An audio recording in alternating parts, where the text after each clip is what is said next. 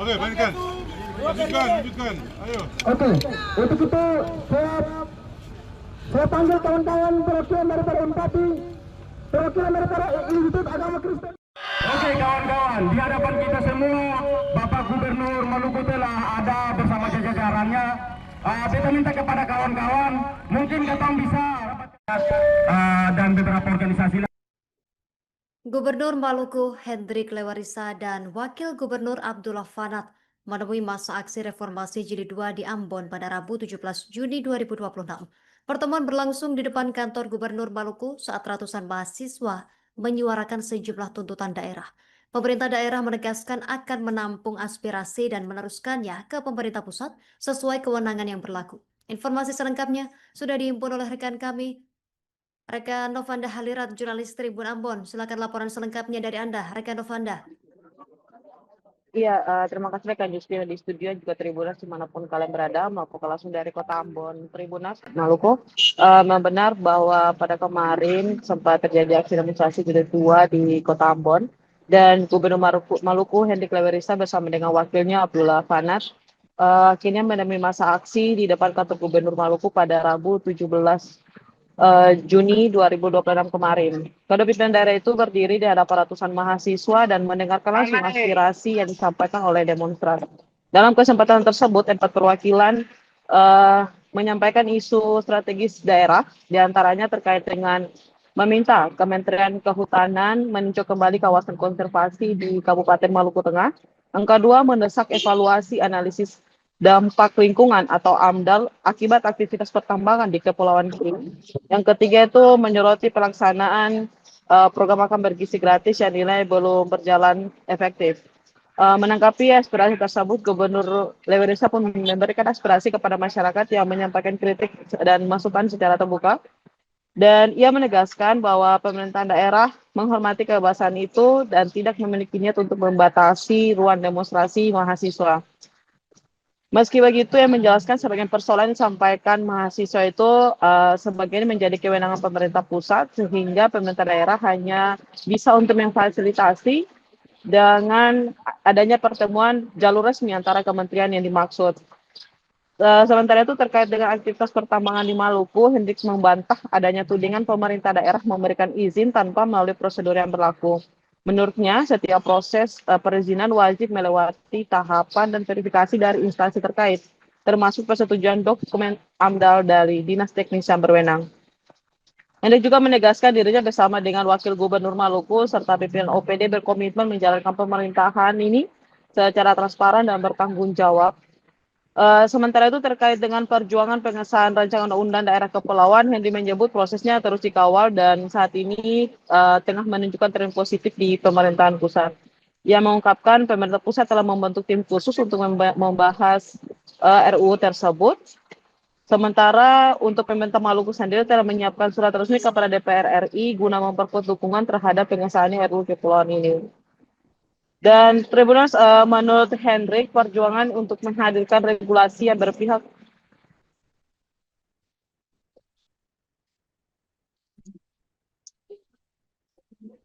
dan terus untuk menurut Hendrik, perjuangan untuk menghadirkan regulasi yang berpihak kepada daerah kepulauan itu membutuhkan dukungan dari semua elemen pihak termasuk masyarakat dan mahasiswa. Aksi reformasi jilid 2 ini kemudian ditutup dengan penyerahan dokumen tuntutan dan dari perwakilan mahasiswa kepada gubernur dan wakil gubernur Maluku dan disaksikan ratusan aksi. Sebagai informasi Tribuners, dalam aksi ini ada beberapa kampus yang ikut terlibat, itu dari Universitas Patimura, mahasiswa dari IAKN atau Institut Agama Kristen Negeri Ambon, kemudian mahasiswa Kristen Indonesia Maluku, Badan Koordinasi Himpunan Advokat Muda Indonesia Maluku, Pengurus Koordinator Cabang Pergerakan Mahasiswa Islam Indonesia, Badan Eksekutif Mahasiswa Nusantara, Himpunan Mahasiswa Islam Komisariat Teknik, Gerakan Pramuka Peduli Maluku, Gerakan Mahasiswa Pemuda Pegunungan Seram Utara, dan Himpunan Pemuda Pelajar Mahasiswa Tamilo. Ya, terima kasih. Dan rekan dari studio, demikian laporan saya sampaikan dari Kota Ambon, kembali ke studio. Terima kasih informasi Anda, rekan Novanda Halirat, jurnalis Tribun Ambon. Kami nantikan perkembangan informasi selanjutnya. Selamat bertugas kembali. Jadi kami menghargai itu. Tidak ada niat sedikit pun dari pemerintah untuk membatasi atau membuat hambatan terhadap upaya-upaya masyarakat yang ingin menyampaikan aspirasi kepada pemerintah. Ada yang disampaikan lewat demonstrasi begini, yang seringkali saya lakukan adalah menerima audiensi dari tokoh-tokoh mahasiswa, tokoh-tokoh KP, lalu kita berdiskusi di ruang di dalam. Jadi tidak ada sebenarnya. Tapi karena ini adalah hak adik-adik untuk menyampaikan aspirasi, ya kita menghargai dan menghormati. Itu yang pertama. Yang kedua, kami mendengar apa yang adik-adik mahasiswa sampaikan. Jadi kami tidak tuli, kami mendengar. Dari hasil pendengaran kami yang adik-adik sampaikan secara lisan tadi, dan saya percaya mungkin secara tertulis, ada yang menjadi porsi pemerintah pusat. Betul teman-teman toh? Betul. Yang bukan merupakan porsi kami. Misalnya kewenangan Kementerian Kehutanan, Lingkungan Hidup, nilai tukar dolar, restrukturisasi kebijakan pemerintah pusat. Itu bukan kewenangan kami di daerah. Tapi terhadap hal-hal yang merupakan kewenangan pemerintah pusat, kami sebagai wakil masyarakat, kami akan sampaikan kepada mereka. Di forum-forum pertemuan dengan menteri terkait, kami akan sampaikan bahwa dalam satu aksi mahasiswa di kantor gubernur tanggal 17 Juni 2026, ini aspirasi yang disampaikan. Kami akan sampaikan. Nah, ketiga, khusus terkait isu-isu lokal. Ini beta mau bicara sebagai dompung kakak-kakak, karena beta pernah jadi mahasiswa sama Endong. Semua yang adik-adik sampaikan itu tuh betul-betul berbasis data yang valid. Contoh ya. Tidak benar gubernur memberikan izin kepada perusahaan-perusahaan tambang yang melakukan operasi tanpa ada AMDAL. Itu tidak mungkin. Satu prosedur untuk mendapat persetujuan gubernur, siapapun juga dia gubernurnya, itu berjenjang dari bawah. SDM, lingkungan hidup, kehutanan, semua terlampir dulu baru ada persetujuan gubernur. Jadi tidak mungkin gubernur ujuk-ujuk langsung tanda tangan tanpa melewati mekanisme dan prosedur. Itu tidak benar. Jadi kalau ada yang mengatakan tadi misalnya mana yang pakai jersey sama dengan beta tuh Argentina tuh, mana tuh, bahwa beta membiarkan di KI besar, tidak benar itu. Pemerintah provinsi, kami pernah melarang itu, ada suratnya, kami melarang, kami minta menghentikan prosesnya sampai semua prosedur perizinan dipenuhi. Dan ketika mereka memenuhi semua prosedur perizinan, tidak ada alasan bagi kami untuk menahan. Tapi ketika belum memenuhi semua prosedur aturan sesuai dengan undang-undang yang berlaku, kami suruh stop. Ada suratnya.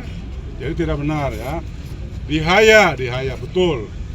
Gubernur berjanji akan berkunjung ke Haya. Tapi sebelum berkunjung ke Haya, sesungguhnya gubernur telah bertemu dengan tokoh-tokoh Haya. Mana yang tadi bicara soal Haya tuh adik mana yang ganteng tadi lagi sedap tadi mana dia tuh. Komanda Sangarali dia tuh bombernya sudah pergi balik belakang sama. Dia kasih satu bom di Hiroshima, saya balik belakang saja begitu gimana. Di Haya. Sampai hari ini namanya PT Waragonda itu tidak beroperasi lagi di sana. Tidak lagi beroperasi. Jadi tidak benar pemerintah membiarkan kehancuran lingkungan itu terjadi. Itu tidak benar itu. Adik-adik mesti percaya bahwa kami, saya wakil gubernur dan pimpinan-pimpinan lain, kami itu tidak ada niat sedikit pun dalam hati dan pikiran kami untuk menggunakan kekuasaan kami sewenang-wenang, tidak sama sekali. Karena kami bertanggung jawab kepada hukum dan juga secara moral dan etika kepada Tuhan. Tidak berani kita soal itu tidak usah dilakukan. Lalu soal undang-undang perlindungan masyarakat adat, adik-adik semua tahu, beta dulu 5 tahun jadi anggota badan legislasi di DPR RI.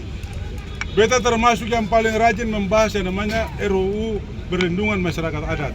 Itu diusulkan hak inisiatif pribadi anggota DPR dari anggota DPR RI dari Dapil Papua, namanya Pak Sulaiman, Dapil Papua.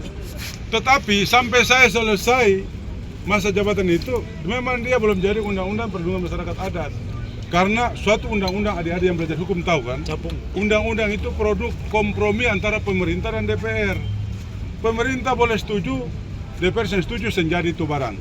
DPR boleh setuju, pemerintah yang setuju, senjadi itu barang. Ya mudah-mudahan ke depan ini perjuangan itu mudah-mudahan akan lebih mengkristal lagi.